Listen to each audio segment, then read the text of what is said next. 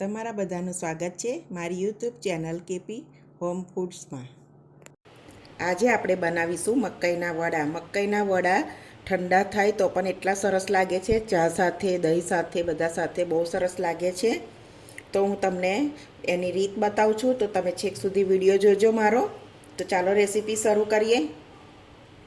તો આપણે મકાઈના વડા બનાવવા માટે મકાઈનો 500 ગ્રામ લોટ લઈ લીધો છે।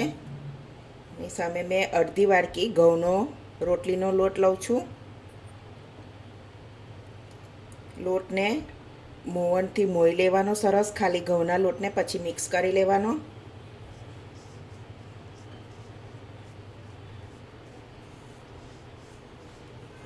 સરસ એકલો ઘઉંનો લોટ પહેલાં મોઈ લેવાનો, પછી બરાબર બધા મકાઈમાં ને બધો લોટ મિક્સ કરી લેવાનો।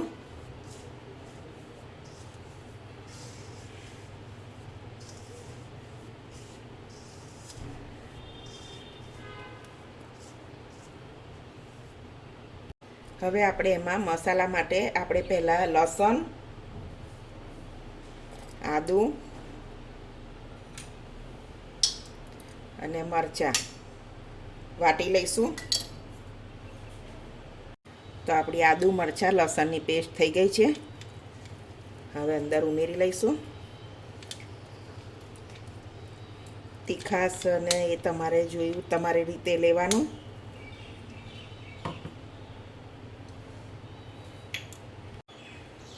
એક ચમચી ધાણા જીરું,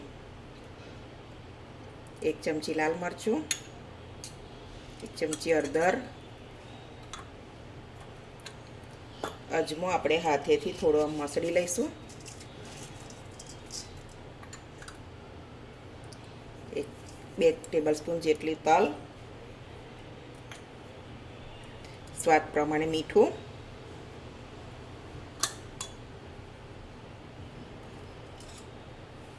થોડા ધાણા, બરાબર મિક્સ કરી લેવાનું।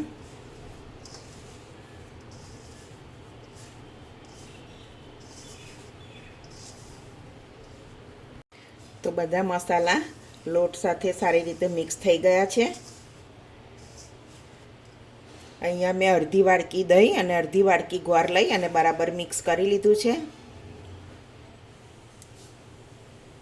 એનાથી આપણે લોટ બાંધી લઈશું।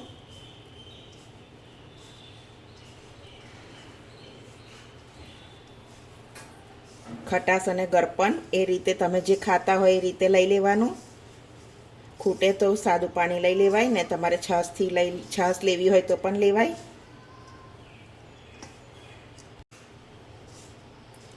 થોડું પાણી લઉં છું સાદું, કે દહીં ખાટું હતું। વડા હંમેશા ખાટા અને ગળ્યા સરસ લાગે છે।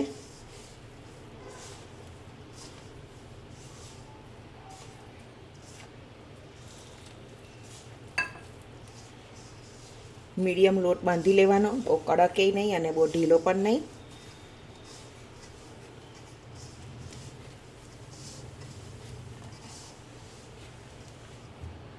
તો આપણો લોટ સરસ બંધાઈ ગયો છે।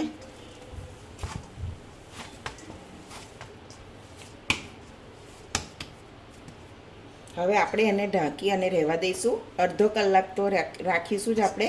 જેટલો પલળશે એટલો સરસ વડા થશે આપણા। તો આપણે લોટ જોઈ લઈએ। અડધો કલાક જેવું થઈ ગયું છે। થોડો એને આપણે હથેળીથી મસળી લઈશું।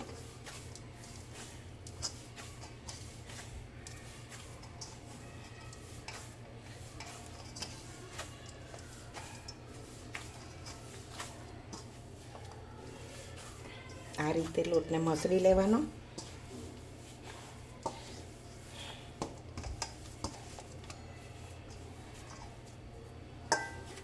હવે આપણે આ થોડો થોડો લોટ લેવાનો અને થોડું થોડું પાણી લેવાનું।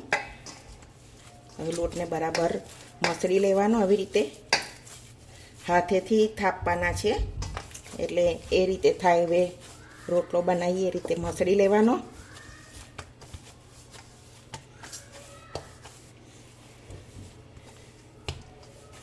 एकदम सॉफ्ट बने एमथी वड़ा। તો આ રીતનો લોટ કરવાનો.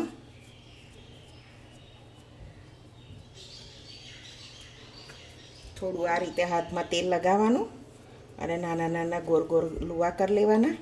આપણે જે સાઈઝના વડા જોઈતા હોય એ સાઈઝના લુવા કરી લેવાના બધાના. તમે ચાલુમાં કરતા ફાવે તો ચાલુમાં કરી દેવાના, નહીં તો આવી રીતે કરી દેવાના બધા જ પહેલાં.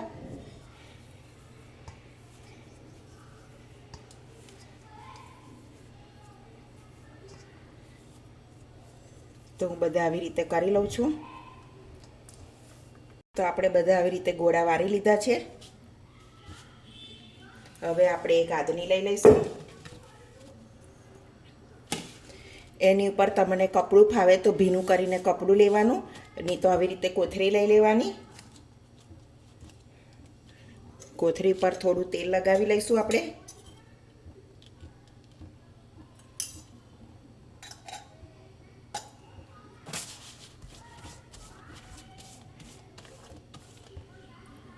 આવી રીતે એક એક કરી લેવાના બધા.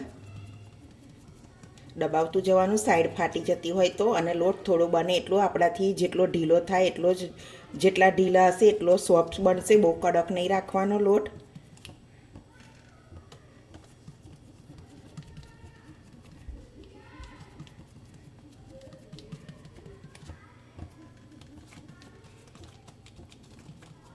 આ રીતે બધા થાબડી લઈશું.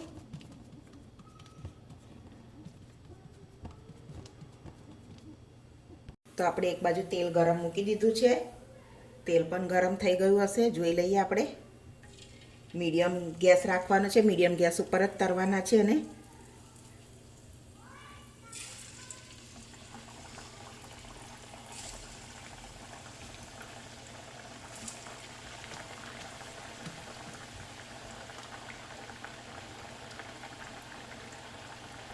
હવે આપણે બધા ફૂલીને ઉપર આવી ગયા છે એટલે ફેરવી દઈશું એને.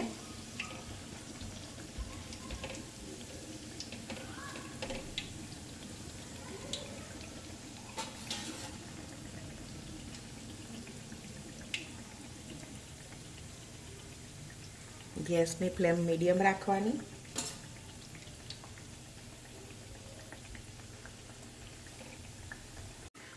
તો સરસ તરાઈ ગયા છે. હવે આપણે કાઢી લઈશું એને.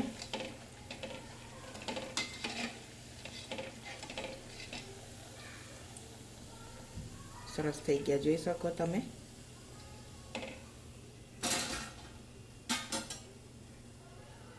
હવે આપણે બીજા પણ એ રીતે કરી લઈએ. અહીંયા તમારે થોડા તલ ઉપર સ્પ્રિંકલ કરવા હોય તો એ રીતે કરાય.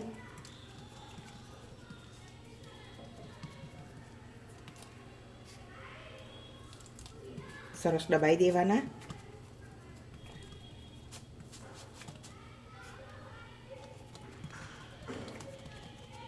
બહુ જાડા નહીં, બહુ પાતળા નહીં, એવી રીતે થાબડવાના.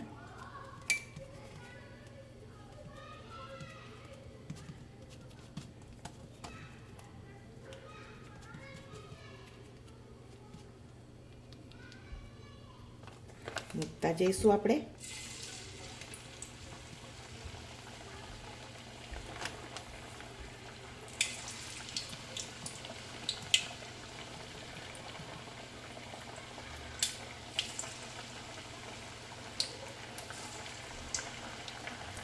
બીજા પણ એ રીતે ફૂલી જાય પછી ફેરવી દેવાના એને.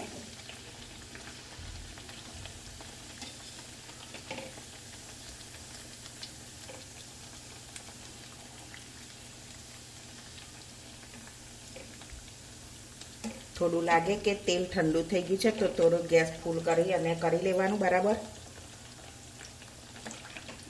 બહુ ધીમા ગેસ ઉપર પણ નહીં તરવાના, નહીં તો બધું તેલ અંદર વડામાં આવી જશે બધું.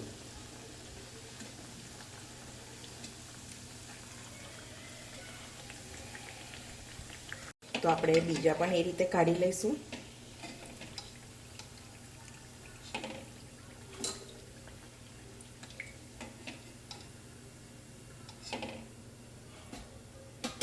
તો આપણે બધા વડા આવી રીતે બનાવી લઈશું. તો આપણા મસ્ત મકાઈના વડા બનીને રેડી છે. તમે ચા સાથે પણ ખાઈ શકો, ઠંડા થાય તો પણ એટલા સરસ જ લાગે છે. તો તમે એકવાર જરૂરથી આવો ટ્રાય કરજો અને મને કોમેન્ટમાં કહેજો કે કેવા બન્યા છે. તો ફરી મળીશું એક નવી રેસીપીમાં. ત્યાં સુધી બધાને જય સ્વામિનારાયણ.